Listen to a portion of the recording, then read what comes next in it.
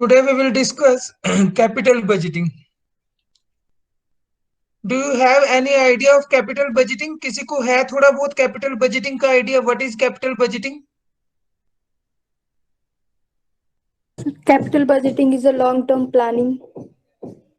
Very good. Capital budgeting is the long-term planning for making and financing proposed capital outlays कि जो हमारे business में project आते हैं, बिजनेस अपॉर्चुनिटीज आती हैं, उसके लिए हमें कैपिटल बजटिंग की प्लानिंग करनी पड़ती है। सारी की सारी कैपिटल बजटिंग के डिसीजन लेने पड़ते हैं।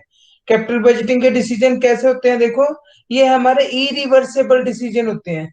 इरिवर्सेबल डिसीजन इसलिए बोलते हैं इनको इनको इरिवर्सेबल डिसीजन इसलिए बोलते हैं क्योंकि इसको हम चेंज नहीं कर सकते बिल्कुल भी।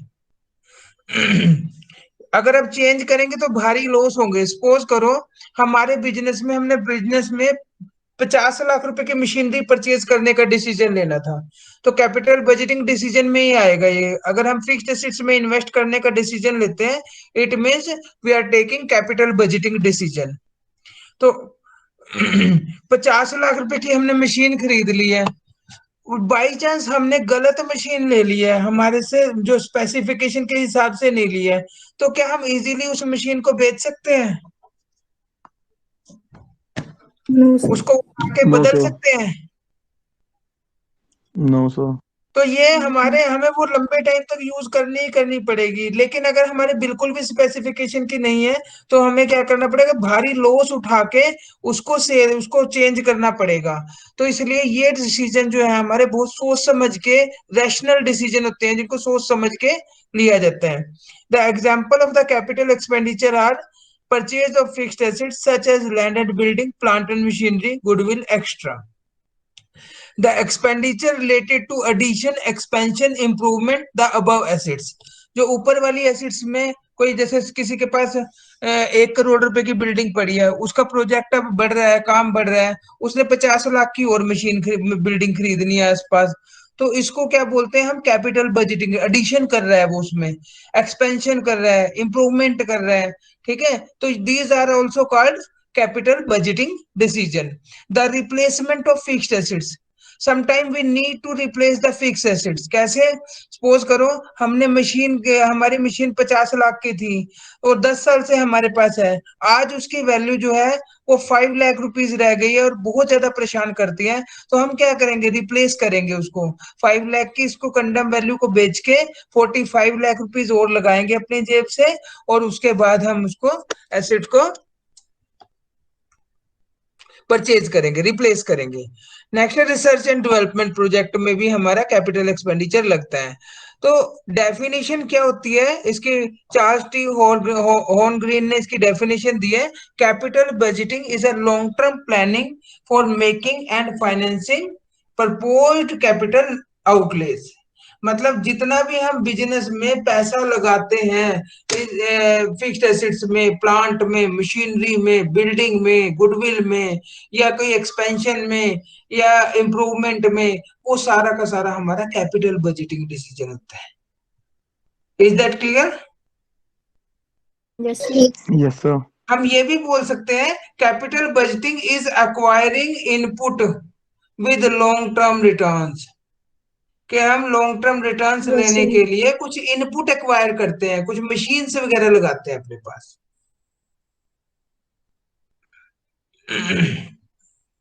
सो कैपिटल बजटिंग किससे कंसर्न होती है? कि जो हमने बिजनेस में एसेट्स परचेज करनी है, कैपिटल एक्सपेंडिचर करना है। अब कैपिटल बजटिंग की जरूरत क्या पड़ी? कैपिटल बजटिंग का ये जो चैप्टर कर रहे हैं हम, इसकी जरूरत क्या पड़ी? First of all, first point is huge investment, कि हमें जब कहीं भी अपने बिजनेस में पैसा इन्वेस्ट करना होता है, बहुत ज्यादा इन्वेस्ट करना होता है, तब हमें कैपिटल बजटिंग करना पड़ता है। यानी बजटिंग समझते हो आप? किसी चीज को सोच समझ के डिसीजन लेना, बजट बना के।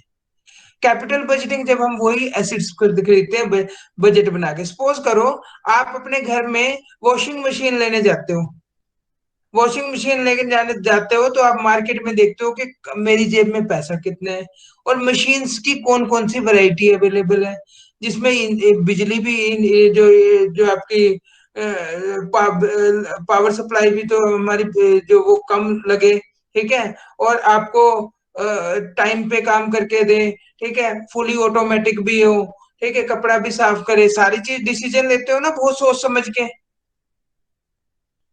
और वो मशीन बीस यस सर। हजार या 30,000 रुपए की होती है जिसके पे आप इतना दिमाग लगाते हो, वो भी आप कैपिटल बजटिंग डिसीजन ले रहे हो। लेकिन जब आप बिजनेस में 50 लाख रुपए की एसेट परचेज करते हो, तो आप देखो आपका कितना दिमाग लगता होगा। इवन देन हम बाइक भी लेने जाते हैं तब भी हम कितना सोच समझ के डिसीजन लेते हैं ना। Yes. Yes, sir. तो capital budgeting requires huge investment of funds, but the available funds are limited. हम हमें जरूरत तो ज्यादा पैसे की होती है लेकिन हमारे पास पैसा कम होता है। Therefore the firm before investing the project में इन्वेस्ट करने से पहले plan or control its expenditure, capital expenditure के लिए प्लान बनाती है ताकि उसको कंट्रोल किया जा सके। Second point is need and importance of capital budgeting long term, because capital expenditure is long term in nature, long term nature के होते हैं, and permanent in nature, permanent nature के होते हैं कि एक बार मशीन आ गई तो आ गई, एक बार बिल्डिंग खरीद ली तो खरीद ली। Therefore, financial risk involved in the investment decision are more. इसमें फाइनेंशियल रिस्क ज्यादा होता है, पैसे का लॉस ज्यादा हो सकता है। If the higher risk are involved, it needs careful planning of the capital budgeting. यदि ज्यादा आपका रिस्क है तो हमें कैपिटल बजटिंग प्लानिंग करनी ही करनी पड़ेगी, बिना बजटिंग के नहीं हम चल सकते। इरिवर्सेबल, अब मैंने आपको बताया था capital budgeting decisions are irreversible. Reversible का मतलब क्या होता है, जिसको अल्ट पलट के कर सकते हैं, बदल सकते हैं। इरिवर्सेबल जो बदला नहीं जा सकता। The capital investment decision are irreversible in nature and are not changed back, इनको वापस चेंज नहीं किया जा सकता।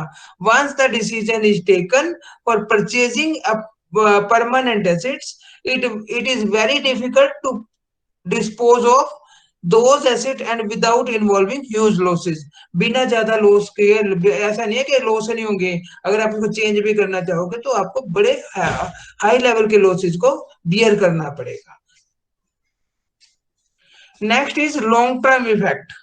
Capital budgeting not only reduces the cost but also increasing the revenue of the long term. अब सपोज करो मेरी एक 50 लाख की मशीन थी, 10 साल से उसको यूज कर रहा था, 5 लाख रुपए उसकी वैल्यू रह गई, रोज खराब रहती है, रोज परेशानी होती है, मेरी लेबर खाली बैठ जाती है, तो उसे मुझे नुकसान हो रहा था ना। मैंने कैपिटल बजटिंग डिसीजन लिया, 45 लाख रुपए और लगाए, उसको 50 लाख रुपए की मशीन ले ली, 5 लाख का वो स्क्रैप भी गई। 50 लाख की मशीन लेने के बाद मुझे क्या बेनिफिट हुआ, एक तो मेरी रेवेन्यू इंक्रीज हो गई, दूसरा मेरी कॉस्ट कम हो गई। अब लेबर खाली तो नहीं बैठती ना, मशीन बंद तो लेबर खाली बैठी रहती थी, अब लेबर भी काम कर रही है टाइम से, रेवेन्यू इंक्रीज हो जाएगी मेरी।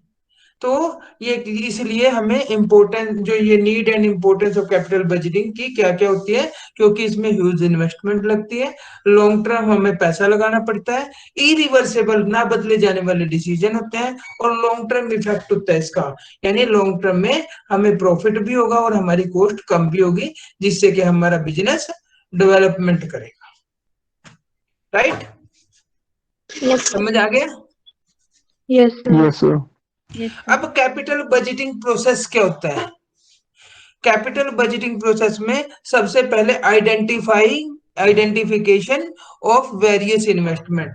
आप जब मार्केट में बाइक लेने जाते हो ना, तो आप ये देखते हो भाई कौन कौन सी बाइक मार्केट में है, ये आइडेंटिफाई करते हो आप, वेरियस इन्वेस्टमेंट। इसीलिए जब हम बिजनेस में मशीन लेने जाते हैं बिजनेस के लिए मार्केट में, तब हम क्या करते हैं, आइडेंटिफिकेशन ऑफ वेरियस इन्वेस्टमेंट, कि किस किस हम मशीन में इन्वेस्ट कर सकते हैं, कौन कौन सी मशीन है। उसके स्क्रीनिंग और matching the activity available resources, फिर हमें यह भी देखना होता है कि कौन सी बाइक बढ़िया है या कौन सी मशीन बढ़िया है बिजनेस के पॉइंट ऑफ व्यू से।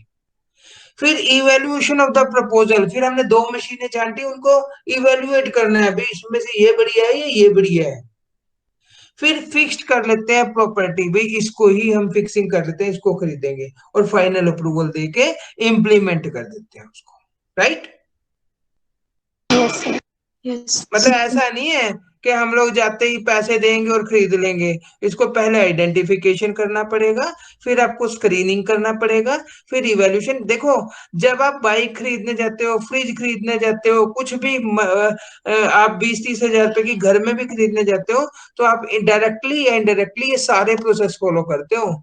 आइडेंटिफिकेशन भी करते हो, स्क्रीनिंग भी करते हो, इवैल्यूएशन भी करते हो, फिक्स भी करते हो उसको, फिर फाइनल अप्रूवल भी देते हो, और इम्प्लीमेंट का मतलब खरीद भी लेते हो उसको।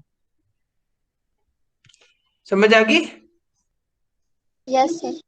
ये वन बाय वन Yes. बताया। आइडेंटिफिकेशन का मतलब क्या होता है? द कैपिटल बजटिंग में हैव वेरियस इन्वेस्टमेंट। हमारे मार्केट में डिफरेंट डिफरेंट इन्वेस्टमेंट प्रपोजल होते हैं। The proposal of investment opportunity में be defined from top management. Top management define करती है उसको, और उसके बाद उसको रैंकिंग देती है कि कौन सा बढ़िया है, कौन सा हल्का है। स्क्रीनिंग में ऐसे ही करते हैं हम। प्लानिंग कमेटी जो है उसकी will analyse the various proposal, analyse करती है जो उन्होंने हायर टॉप मैनेजमेंट ने देखे हैं, उनकी स्क्रीनिंग करती है। फिर evaluation, after screening the proposal are evaluated. जो जो हमने प्रपोजल सेट किया उसके उसका पे बैक पीरियड देखते हैं, उसकी नेट प्रेजेंट वैल्यू देखते हैं, उसका प्रॉफिट। ये मेथड्स आ जाते हैं आपके, जो आपको प्रैक्टिकल में करने हैं आगे। उसके बाद है fixing the property. After evaluation, the planning committee will predict which proposal will give the more profit. कौन सा हमारे लिए इकोनॉमिक कंसिडरेशन होगा, कौन सा हमारा ज्यादा प्रॉफिट अर्न कराएगा। ठीक है। उसके बाद फाइनल अप्रूवल का मतलब क्या है कि planning committee approve the final proposal with the help of the following. Profitability की देखते हैं, इकोनॉमिक कॉन्स्टिट्यूएंट देखते हैं, फाइनेंशियल वायबिलिटी देखते हैं। ठीक है। उसके बाद है मार्केट कंडीशंस देखते हैं, फिर इंप्लीमेंट कर देते हैं। इट मीन्स फाइनली उसको परचेज कर लेते हैं। और फिर लास्ट का स्टेप होता है परफॉर्मेंस रिव्यू ऑफ फीडबैक। फिर उसकी फीडबैक भी लेनी होती है कि क्या हमने जो फाइनल डिसीजन लिया है उसका रिजल्ट अच्छा रहा या नहीं रहा, हमारे प्लान के मुताबिक रिजल्ट अच्छा आया या नहीं आया। द एडवर्स और अनफेवरेबल रिजल्ट, आइडेंटिफाई और removing the various difficulty of the project. अगर कोई एडवर्स या अनफेवरेबल रिजल्ट आता है तो इससे हमें डिफिकल्टी होती है, और अगर हमारा फेवरेबल आ जाता है तो वो हेल्पफुल होता है प्रोजेक्ट हमारा। राइट? Yes.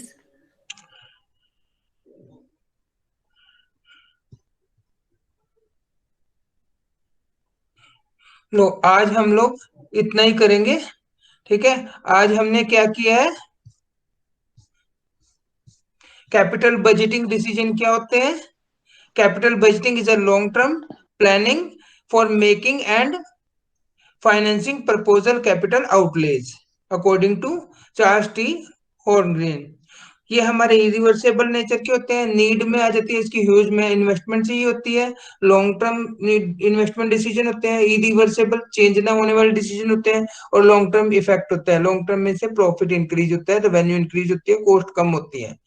इसका प्रोसेस है हमारा आइडेंटिफिकेशन करना, फिर स्क्रीनिंग करना, फिर इवेल्युएशन करना, फिर fixing property and final approval, और फिर इंप्लीमेंट करके उसका फीडबैक लेना। राइट?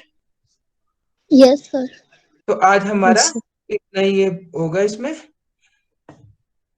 कल इसको नेक्स्ट करेंगे। ठीक है। ओके बेटा। Okay sir.